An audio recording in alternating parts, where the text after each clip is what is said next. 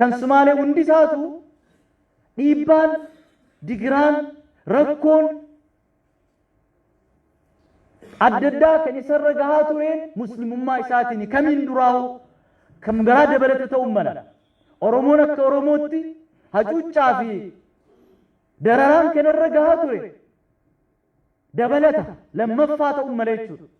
Kaani wajjin garuu wanni nuti bifa tokkoon dararamaa turre amantaa keenyaan. Biyya kana keessatti muslimni maqaadhaaf baay'eedha. Dhiibbaan inni qabu garuu bakka kana waan seenuu qabu waan kana jedhamu qabu maaliif ni tuffatamna. Yeroo waan tokko biyyattii kana keessatti murteessuuf deeman waa hojjechuuf deeman yaada keessa nun galchan maaliif jaarmee cimaa tokko waan hin qabneef.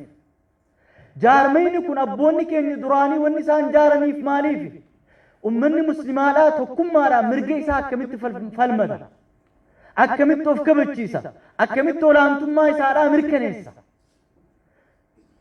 Biyyattii kana keessatti muslimni siyaasaa keessattis hin jiru dinagdee keessaas ala godhamuu jira.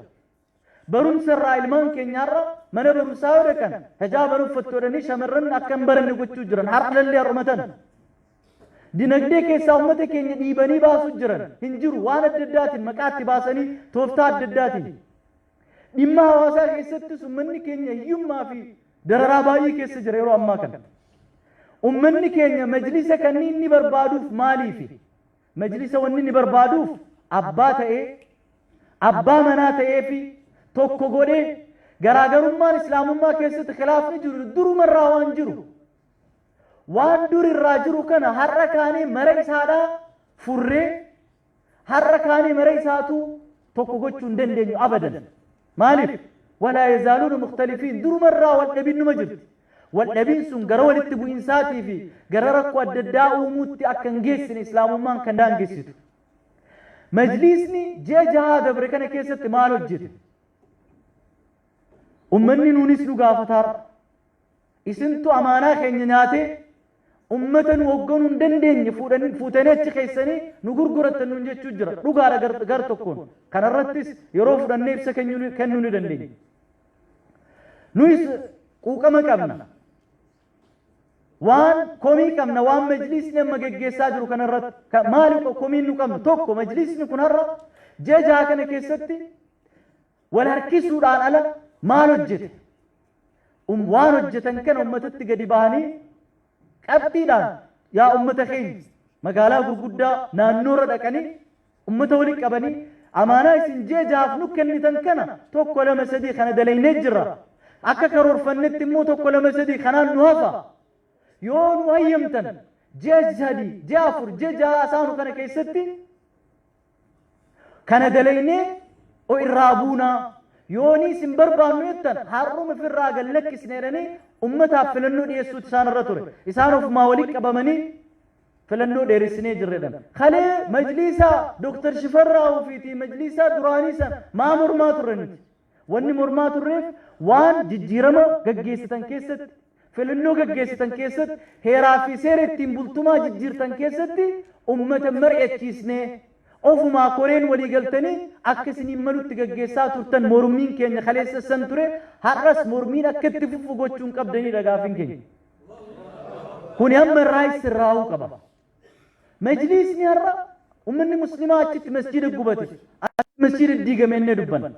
Masjidni gubachuun masjidni diigamuun rakkoon adda addaa naannoo adda addaatti ummata muslimaa irra gahuun kun ijoo yookaan bu'uura rakkootii miti mallattoo rakkooti. Bu'uurri rakkoo maali? Ijaarsa sammuu kaleessa ijaarame keessa jiru. Kaleessa biyyattiin kun biyya amantaa tokkooti. Biyya sabni tokko yookaan gareen tokko olaantummaa irratti mirkeeffatee garee kana cuucaa ture. Lammii tokkoffaa fi lammaffaa jedhamee biyya keessatti qooddiin akkanaa godhamee ture. Yeroo gara jijjiiramaatti deemuuf walqixxummaan amantii gara labsamutti walqixxummaan sabaa fi sablammii gara labsamutti yeroo cuuf deemnu warri kaleessa sammuu keessaa san qabu asiif achitti walola adda addaa yookaan jeequmsa adda addaa uumuutti jiranidha. Majlisni yeroo ammaa kana abbaa ta'ee ummanni muslimaa akka bal'ina isaatiin akka guddina isaatiin dhimma siyaasaa keessatti dhimma dinagdee keessatti, dhimma hawaasaa keessatti, dhimma biyyattii ilaalchatu guutuu keessatti ummanni muslimaa kabajaadhaan akka keessatti hirmaatu gochuun gahee majlisa kanaati. Majlisni har'a hayyootaan abbootii amantaatiin ijaaramee jira jedhee ummanni amantaa waan irraa qabuuf ummanni ammas obsan fixanne obsaa jira. Amma waltajjii kanarratti daftanii kallattii as deemu kanarratti yeroo gabaabaa keessatti yeroo majlisni itti filamuu danda'u. Yeroo gabaabaa keessatti yeroo rakkoo ummata muslimaadhaa majlisni abbaa itti ta'ee namni dhuunfaadhaan iyyuu hin qabu kana booda. Namni dhuunfaadhaan boo'uu hin qabu. Jaarmee kanatu bakka bu'ee jaarmee kanatu isaaf bakka bu'ee abukaatoo ta'ee fi mootummaa biyya keessaatti haa ta'u addunyaa guutuu biratti illee haa ta'u ummata muslimaa kana ittisuu qaba. Yeroo ammaa kana majlisni silaa rakkoo amma uumame kana seeratti akka dhiyaatu abukaatoo dhaabee qaama dhimmi isaa ilaallatu feetu mootummaa haa ta'u garee haa ta'u dhuunfaa haa ta'u akka seeratti dhiyaatan majlisni abbaatti ta'uu qaba ammallee yeroon ittiin dabarre. Kanaafuu yeroo gabaabaa keessatti waltajjiin akka kanaa kun dhimmi biyyaatu guutuunuu kan silaa abbaatti ta'uu qabu. Nageenyi biyya kana keessatti bakka hedduutti booree jira. Maal hojjechuutti jira qaamni kun? Dhimma nageenyaa keessatti abbaa ta'e akka biyyaatti qaama biraatu waan baay'eedhaan deemuu jira jechuudha. Har'as wanni ulamaa'iin keenya beekuu qabdan waan gochuuf kaanu karoorfannu keessatti waan hojjennu keessatti mootummaan ni jaallatamoo hin jaallatu mootummaan ni gammadamoo ni mufata gaafii jedhu sammuu keessan keessaa baasa. Maaliif rabbi quraana keessatti nu himee jira nurraan jaallatan abbuma feeti taatee mootummaan dimokiraasiidhaan dagaagdee dhamtu akka biyyoota Awurooppaa nama diiniin deemu hin jaalatan keessattuu islaama hin jaalatan.